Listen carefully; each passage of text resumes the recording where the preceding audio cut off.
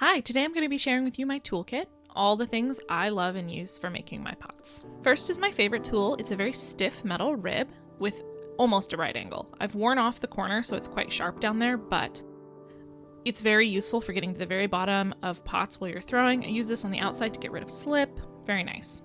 One of my other favorite tools is this Cheryl Mud Tools yellow rib. I use this for all internal shaping of my pots.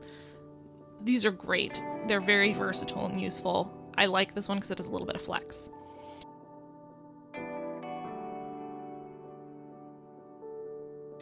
Next is this computer hard drive disc. It is great for throwing bowls because it's got a wonderful continuous curve and it's got a nice spot to hold on to, so I love this for throwing bowls. I have two of these throwing sticks. They're both made of redwood and have a nice long handle. This one is the one with a curved bottom.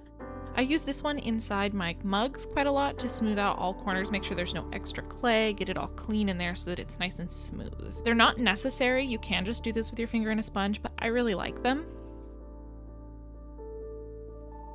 This is the flat-bottomed throwing stick. I like this one when I'm throwing flat-bottomed pots. It's really nice, helps you keep it nice and clean, and is super comfortable to use. Once again, not necessary, but I do like them.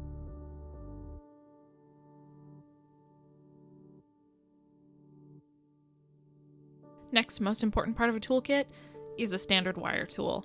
I use this for taking my pots off the wheel, or for cutting bits of clay out of the bag, or for stack and slam wedging. You kind of just need one.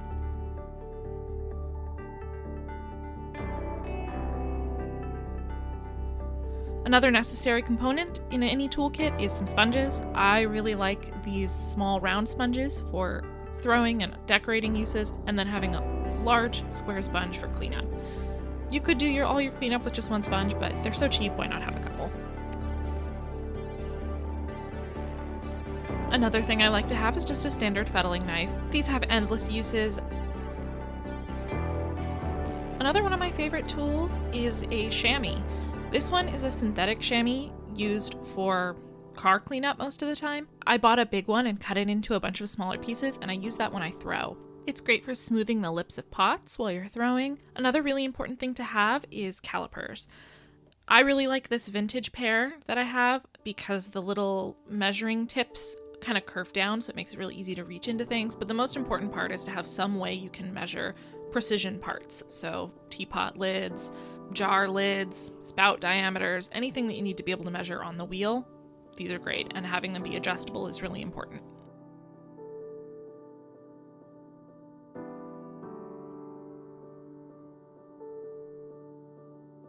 On to the next very most important part of my process are my trimming tools.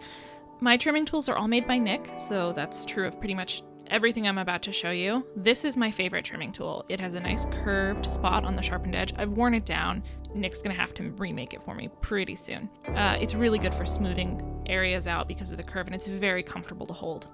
I like to have a variety of trimming tools with different shapes because they all lend kind of a different surface to the pots. This trimming tool here has a rounded curve rather than a sharp curve, and it's really nice for like tight corners of bowls or for getting very smooth spots. It's another one I use a good bit.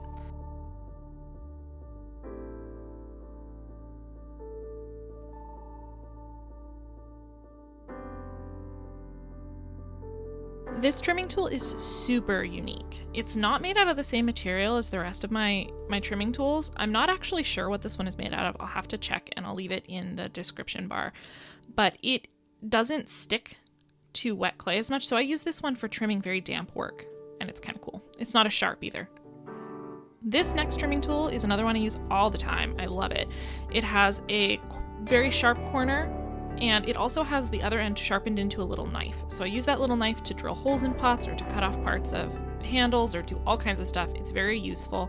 And the other shape on the trimming edge is perfect. I like having a sharp corner for trimming things. This is a newer tool. I've used it a lot. This is one of my oldest trimming tools that Nick made for me. It is made out of a really old piece of tool steel and sharpens really nicely. It's kind of beat up, but I do love it. This trimming tool is probably the prettiest one that Nick has ever made me. It is a loop tool. I don't use loop tools super often, but sometimes if your work is a little more damp and you need to remove a lot of material, they're really nice, and this one is no exception for that. It is a super nice loop tool. Another one of my favorite tools is this scalpel. I use it for making any detailed cuts that I need to make in leather hard work. Super useful. I love this. Great to have a very small knife in your toolkit. The next tool in my toolkit is this super cool Korean style carving tool. I use this for decorating and for carving away any excess material I need. They're super common in mishima work or inlay work for getting that initial bit out. Nick made this one as well. I really like it. One of the most unusual non-pottery tools in my kit is this knitting needle. It's a 1940s aluminum knitting needle, and I use it for smoothing attachments or compressing attachments at a late leather hard. Super cool, super useful.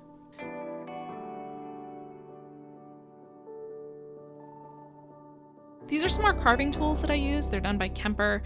They're just like little sharpened hooks, and they're great for cleaning up carving work or doing very fine, detailed work when you're carving something.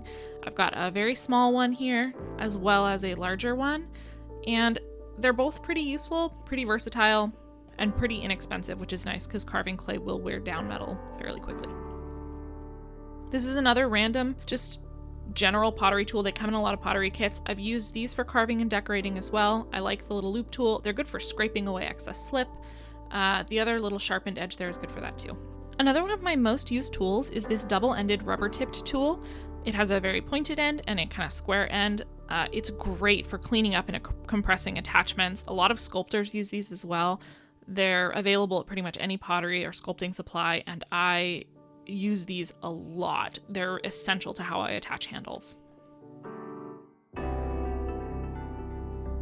This tool here is just another version of a knife. Nick made this one as well. It's sharpened on both ends. It's a little bit of a different shape, but it's great for making any cuts you need in tools. I use this as a cutoff mechanism for when I throw off the hump.